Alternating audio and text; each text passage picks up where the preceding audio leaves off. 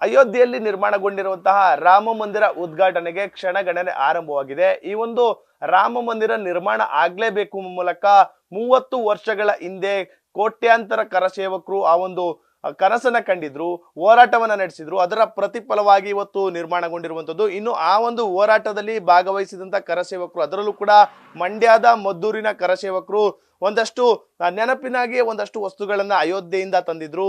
ಅದರಲ್ಲೂ ಕೂಡ ಶಲ್ಯವನ್ನ ಅಂದ್ರೆ ರಾಮನ ಶಲ್ಯವನ್ನು ಕೂಡ ತಂದಿದ್ರು. ನಾನು ಕೂಡ ದೃಶ್ಯಗಳಲ್ಲಿ ತೋರಿಸ್ತಾ ಹೋಗ್ತೇನೆ. ಮದ್ದೂರಿನ ಕರಸೇವಕರೊಬ್ರು ಈ ಒಂದು ಶಲ್ಯವನ್ನ ಅಯೋಧ್ಯೆಯಲ್ಲಿ ಅಂದ್ರೆ 30 ವರ್ಷಗಳ ಹಿಂದೆ ಏನು ವಿವಾದಿತ ಕಟ್ಟಡವನ್ನ ಧ್ವಂಸಗೊಳಿಸಿದಂತ ಸಂದರ್ಭದಲ್ಲಿ ಅಲ್ಲಿಂದ ಬರುವಾಗ ನೆನಪಿನ ಕಾಣಿಕೆಯಾಗಿ ಈ ಒಂದು ಶಲ್ಯವನ್ನ ಅಂದ್ರೆ ಶಾಲನ್ನ ತಂದಿದ್ರು.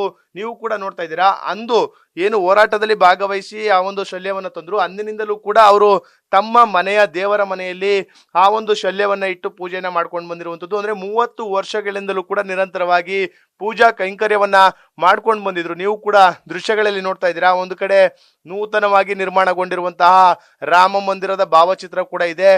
ಹಲವಾರು ದೇವರ ಒಂದು ಫೋಟೋಗಳು ಕೂಡ ಇರುವಂತದ್ದು. ಆ ಫೋಟೋ ಮುಂದೆಯೇ ಶಲ್ಯವನ್ನ ಅಂದ್ರೆ ಅಯೋಧ್ಯೆಯಲ್ಲಿ ತಂದಂತಹ ಶಲ್ಯವನ್ನ ಇಲ್ಲಿ ಬಂದು ಪೂಜೆಯನ್ನು ಕೂಡ ಮಾಡ್ತಾ ಇರುವಂತದ್ದು ನೀವು ನೋಡ್ತಾ ಇರಬಹುದು. ಅಂದ್ರೆ ಪ್ರತಿನಿತ್ಯವೂ ಕೂಡ ಅವರ ಒಂದು ಕಾಯಕವೇ ಅದಾಗಿದೆ ಅಂತಾನೆ ಹೇಳ್ಬೋದು. ಅಂದ್ರೆ ಎಲ್ಲರೂ ಕೂಡ ಬಹಳಷ್ಟು ಖುಷಿಯಲ್ಲಿದ್ದಾರೆ. ಅಂದ್ರೆ ರಾಮ ಮಂದಿರ ಉದ್ಘಾಟನೆ ಆಗುವಂತಹ ಒಂದು ಸಂತೋಷದಲ್ಲಿ ಎಲ್ಲರೂ ಕೂಡ ಇದ್ದಾರೆ. ಈ ಸಂದರ್ಭದಲ್ಲಿ ಹಳೆಯ ನೆನಪುಗಳನ್ನ ಮೆಲುಕು ಹಾಕುವಂತ ಕೆಲಸವನ್ನ ಕರಸೇವಕರು ಕೂಡ ಮಾಡ್ತಾ ಇರುವಂತದ್ದು. ಇನ್ನು ಈ ಒಂದು ಶಲ್ಯವನ್ನ ತಂದಂತಹ ಕರಸೇವಕರನ್ನ ಮಾತಾಡಿಸ್ತೇನೆ. ಅವರು ಕೂಡ ಏನ್ ಹೇಳ್ತಾರೆ ಎಂಬುದನ್ನ ಅವರಿಂದನೇ ಕೇಳೋಣ. ಸರ್, ಬಹಳಷ್ಟು ಸಂಖ್ಯೆಯಲ್ಲಿ ಕರಸೇವಕರು ನೀವೆಲ್ಲರೂ ಕೂಡ ಹೋಗಿದ್ರಿ. ನಿಮ್ಮ ಕನಸು ಇವತ್ತು ನನಸಾಗ್ತಾ ಇದೆ. ಈ ಸಂದರ್ಭದಲ್ಲಿ ಶಲ್ಯವನ್ನು ಕೂಡ ತಂದಿದ್ದೀರಿ, ನೋಡ್ತಾ ಇದ್ದೀನಿ. 30 ವರ್ಷಗಳಿಂದಲೂ ಪೂಜೆ ಮಾಡ್ತಾ ಇದ್ರಿ. ಏನ್ ಸರ್ ಅದ್ರ ವಿಶೇಷತೆ? ಅದು ಕೋಟ್ಯಾಂತರ ಜನಗಳ ಹಿಂದೂ ಜನಗಳ ಆಸೆ ಏನಿತ್ತು, ಮಂದಿರ ಅಲ್ಲೇ ಆಗಬೇಕು ಅಂತ. ಶ್ರೀರಾಮನ ಜನ್ಮಸ್ಥಾನದಲ್ಲೇ ಭವ್ಯ ಶ್ರೀರಾಮನ ಮಂದಿರ ಆಗಬೇಕು ಅನ್ನೋ ಏನು ಛಲ ಇತ್ತೋ, ಹೋರಾಟ ಇತ್ತೋ, ಆ ಹೋರಾಟದ ಸಮಯದಲ್ಲಿ ನಾವಲ್ಲಿ ಭಾಗವಹಿಸಿದ್ವಲ್ಲ, ಆ ಪುಣ್ಯ ಕಾರ್ಯದಲ್ಲಿ ನಾವಲ್ಲಿ ತೊಡಗಿದ್ವಲ್ಲ, ಆ ಕರಸೇವಕರಲ್ಲಿ ನಮ್ಮನ್ನು ನಾವು ಅಲ್ಲಿ ಸಮರ್ಪಣೆ ಮಾಡ್ಕೊಂಡ್ವಲ್ಲ, ಅದೊಂದು ನೆನಪಾಗಿರಲಿ ಅಂತೇಳಿ ನಾವು ಆ ಜಾಗದಿಂದ ಅಲ್ಲೇ ದೇವಸ್ಥಾನದಲ್ಲಿ ಸಿಗುವಂಥ ಈ ಪದಾರ್ಥವನ್ನು ಅಂದರೆ ಶಲ್ಯವನ್ನ, ಶ್ರೀರಾಮ ಆಂಜನೇಯ ಇರುವಂಥ ಒಂದು ವಸ್ತ್ರವನ್ನು ನಾವು ಅಲ್ಲಿಂದ ತಂದು ಅಲ್ಲಿ ಅವತ್ತಿನಿಂದನೂ ಇಂದಿನ ತನಕ ಮನೇಲಿ ಇಟ್ಕೊಂಡು ಅದನ್ನು ಪೂಜೆ ಮಾಡ್ತಾನೆ ಬಂದಿದ್ದೀವಿ. ಈ 32 ವರ್ಷದಲ್ಲಿ ನಾವೇ ಹೋರಾಟ ಮಾಡಿದಂಥದ್ದು ಇವಾಗ ನೆರವೇರ್ತಾ ಇದೆ. ಅದಕ್ಕೆ ಇಡೀ ನಮ್ಮ ಹೇಳೋಕ್ಕಾಗದೇ ಇರುವಷ್ಟು ಸಂತೋಷ, ಆನಂದ, ಖುಷಿ ಎಲ್ಲ ಆಗ್ತಾ ಇದೆ. ಈ ಕೋಟ್ಯಾಂತರ ಬಲಿದಾನಕ್ಕೆ ಇದೊಂದು ನ್ಯಾಯ ದೊರಕಿದೆ ಅಂತ ನಾನಾದರೂ ಹೇಳ್ತೀನಿ.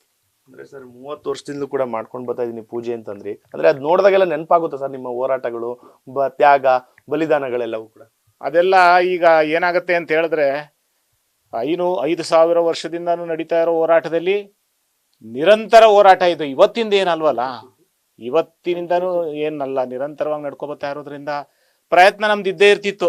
ಅಲ್ಲೇ ಕಟ್ಟುವೆವು ಮಂದಿರ, ಅಲ್ಲೇ ಕಟ್ಟುವೆವು, ಅಲ್ಲೇ ಕಟ್ಟುವೆವು, ಅವನ ಪಾದದ ಮೇಲಾಣೆ ಅಲ್ಲೇ ಕಟ್ಟುವ ಅಂತ ಏನು ಹೇಳ್ಕೊ ಬರ್ತಾ ಇದ್ವೋ, ಇದೂ ಹಾಗೆ. ಯಾವಾಗ ಕಟ್ತೀವಿ, ಯಾವಾಗ ಉದ್ಘಾಟನೆ ಮಾಡ್ತೀವಿ, ಅದನ್ನ ಯಾವಾಗ ನಾವು ನೋಡ್ತೀವಿ, ನಮ್ಮ ಆಸೆ ಯಾವಾಗ ಈಡೇರುತ್ತೆ ಅನ್ನೋ ಖುಷಿ ಇರ್ತಿತ್ತಲ್ಲ, ಅದೇ ಒಂದು ನೆನಪು ನಮಗದು.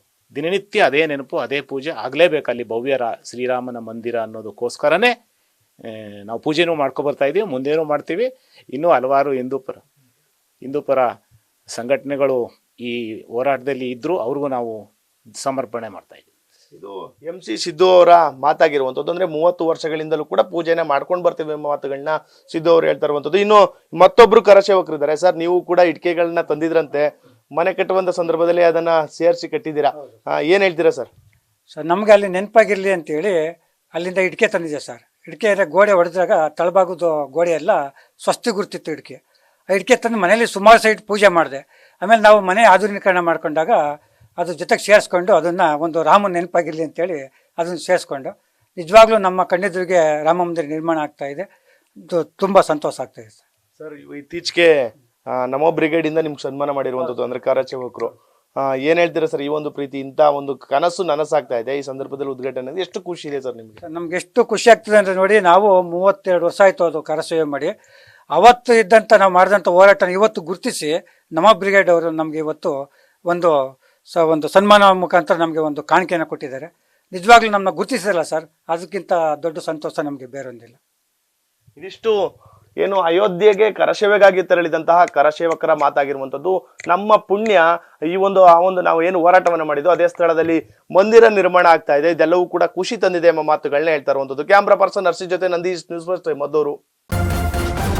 ನ್ಯೂಸ್ ಫಸ್ಟ್ ನಿರ್ಭೀತಿಯಿಂದ ನಿಮ್ಮ ಪರವಾಗಿ.